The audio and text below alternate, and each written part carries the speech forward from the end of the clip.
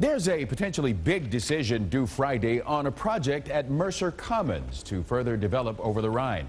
Could be another piece in a 6-year redevelopment effort that is fixing up old buildings, bringing new life, and slowly pushing out crime.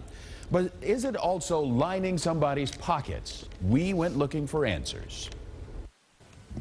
James Napier is running a business where he never thought he would, on Vine Street in Over-the-Rhine. Napier owns Capital Shoe Repair. He opened his business a year ago, impressed by the way Cincinnati seems to have repaired the Vine Street corridor. A couple of friends told me to come by here and see what they were doing over the Rhine, and I never thought I'd be down here.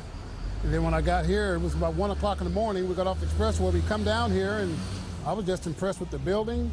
The buildings of Over-the-Rhine are rich with history, a melange of Italianate, Art Deco, Greek Revival, and Queen Anne architectural styles, comprising the largest urban historic district in the United States. Many of those historically designed gems are now dilapidated, hollow-eyed. But now there are signs of life in Over-the-Rhine. From Washington Park to Pleasant Street, OTR is going from bust to boom.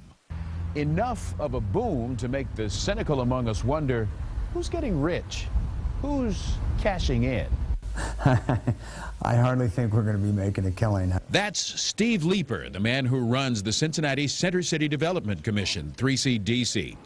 Look around Over-the-Rhine and you see 3CDC's work everywhere. For instance, the newly polished Vine Street, where change is always coming soon. Leeper says 3CDC has spent $27 million buying abandoned property, generating $325 million in development over the last 6 years. All private money from corporate interests.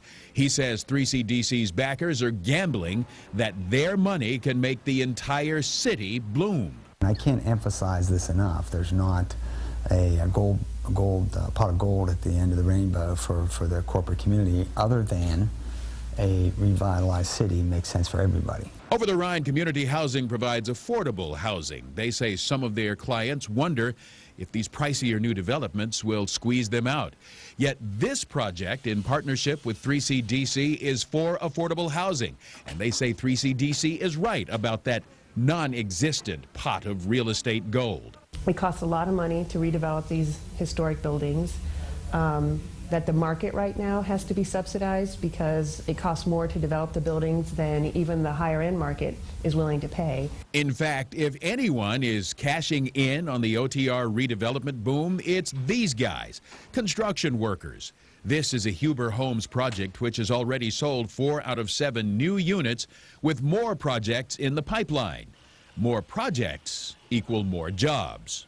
Just 3 years ago, we were down to 5 people, and now we're up to 9. But I've got a lot of different craftsmen that work on these houses that were in the same place. 2 and 3 years ago, they didn't have any work, and now they're coming down here, and it's more than they can handle. And another positive sign, Mary Burke Rivers told me Over-the-Rhine Community Housing found out just today it won a $1.7 million federal HUD grant.